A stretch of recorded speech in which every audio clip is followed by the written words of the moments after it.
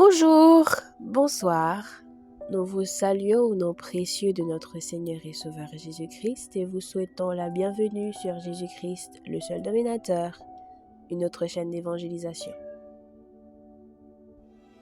N'oubliez pas de vous abonner, d'aimer et de partager pour que l'évangile aille le plus loin possible. Vous êtes actuellement à l'écoute de la méditation du jour et aujourd'hui notre méditation a pour titre « Gardez une foi sincère ». Gardez une foi sincère.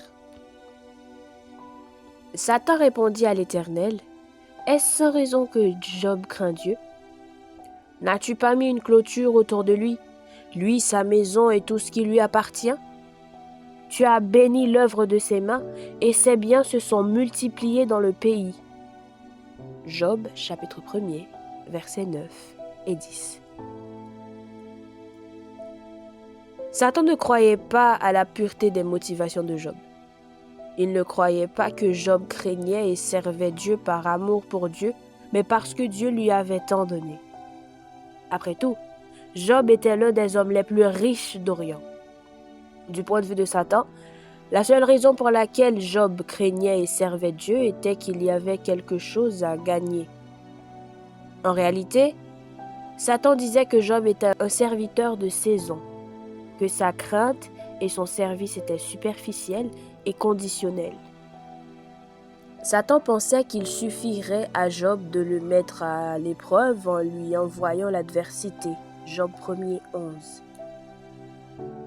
Il n'est pas difficile de comprendre pourquoi Satan a cru cela, car c'est souvent vrai. Pour beaucoup de gens, il suffit de quelques épreuves, difficultés ou tribulations pour les amener à abandonner Dieu.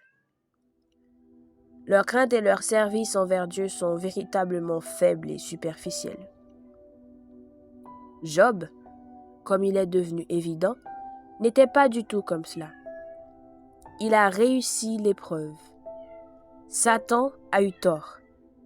Bien qu'il se soit plaint à Dieu de la façon dont il était traité, il n'a jamais renoncé à Dieu.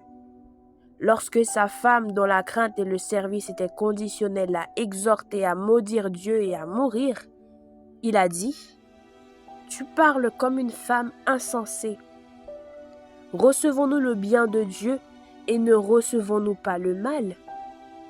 En tout cela, Job n'a jamais péché par ses lèvres. Job 2, 9 à 10. Job a non seulement réussi l'épreuve, mais il est devenu le héros de tout croyant en difficulté. Aujourd'hui, vous traversez peut-être des épreuves et des difficultés comparables à celles de Job. Satan essaie peut-être de prouver que votre crainte et votre service de Dieu sont conditionnels. Tenez bon et montrez-lui que votre foi est sincère. Que le Seigneur vous bénisse.